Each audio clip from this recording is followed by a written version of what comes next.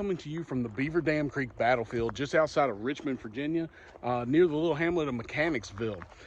This battle is fought June 26, 1862, and this is the first in a series of offensive battles fought by General Robert E. Lee, who took over command of the Confederate forces around Richmond in early June of 1862.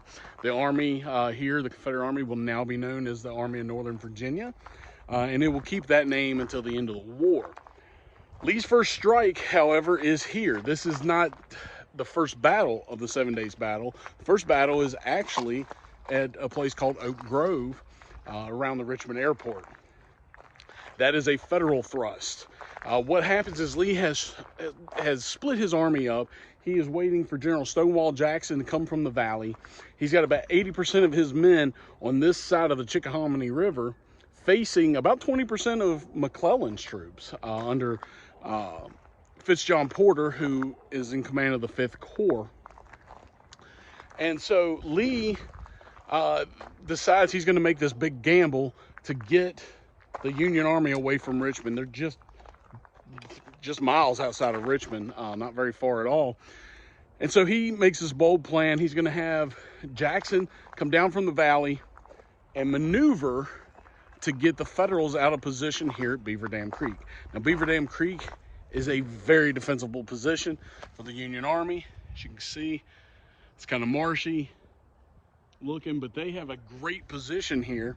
And this is only about 2 miles of protected land here. There's not a lot protected, but the National Park Service was able to get 2 miles of land here, so that's at least something for this very important battle. The original plan is not to have a battle here. With the maneuvers, this should get the Yankees to retreat from their defensive spot. Unfortunately, Jackson does not arrive on time, and Lee is going to begin to feel vulnerable. Now, there are things that happen, obstacles, the communications break down, all kinds of things happen that make it hard for Jackson to get here.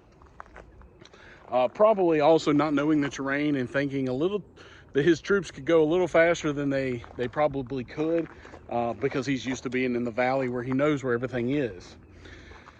Lee feeling vulnerable and getting a little impatient, and having his army here will sort of decide to test these defenses that are here at Beaver Dam Creek. A.P. Hill is going to get a little impatient as well, and he's going to go ahead and start his attack. He was supposed to wait for Jackson, and they were going to push through, and it's just going to be a little bit of a diversion. However, this becomes a full-blown attack. As Hill is attacking, Lee will tell Longstreet and D.H. Hill, Daniel Harvey Hill, who's the brother-in-law of Stonewall Jackson, to go ahead and take their men across the Chickahominy and begin pushing the Federals. However, the Union troops here are going to hold their ground. They're not going to give up. They're going to be very stubborn. And this first battle is going to actually be a Confederate disaster. This is becoming a critical campaign as the Union Army is right outside of Richmond, and this first battle is a debacle. It does not work the way Lee intended. However, just because of the cautiousness of him and the mere presence of an aggressive foe in his front, George McClellan will remove his Union troops from here, and they will fall back to a place called Gaines Mill, which will be the second battle in this Confederate offensive. If you get a chance to come out here, definitely do so. It's really cool. Beaver Dam Creek it's a nice little trail over here. It's a beautiful area. Not far from here is the Chickahominy Bluffs, where you can stand where Robert E. Lee, D.H. Hill, and James Longstreet stood. There's a lot of markers around, and a lot of different places to go for different battles.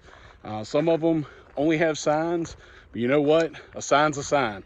So if you get the chance to come out here, definitely do so. Come enjoy this and keep trying to help preserve these battlefields.